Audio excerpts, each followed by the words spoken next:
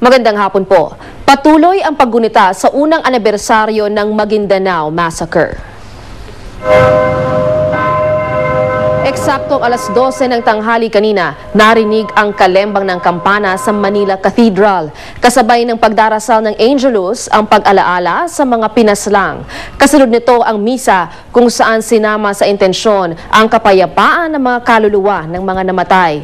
Sa UP Diliman naman sa Quezon City, alauna nitong hapon pinatunog ang kampana ng Carillon Tower.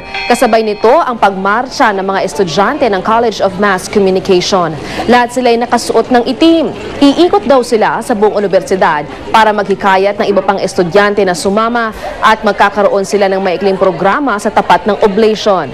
Pagkatapos ay mamarcha sila patungong UST para kitain ng iba pang estudyante bago pumunta sa candle lighting ceremony sa Mendiola. Pati sa Ilocos Norte, nagtipon-tipon ang mga mamahayag para sa 58 tunog ng kampana sa Cathedral sa Lawag. Nagtirik din sila ng 58 kandila. Pagpasok sa simbahan, nag-alay sila ng dasal para sa mga biktima. Samantala, nagtirik naman ang mga kandila ang mga taga-Commission on Human Rights para sa mga biktima.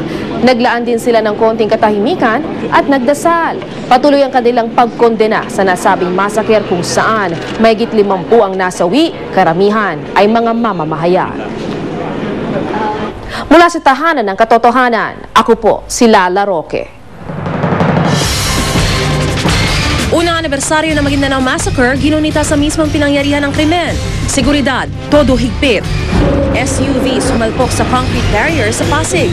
Driver na umano'y lasing, nakainitan pa ang mga pulis. At Jeff Eigenman hindi pasado sa tatay ni Carla Abellana na si Ray PJ Abellana? Tutukan sa 24 oras dahil hindi natutulog ang balita. Mamaya pagkatapos ng bantatay at bago ang Survivor Philippines Celebrity.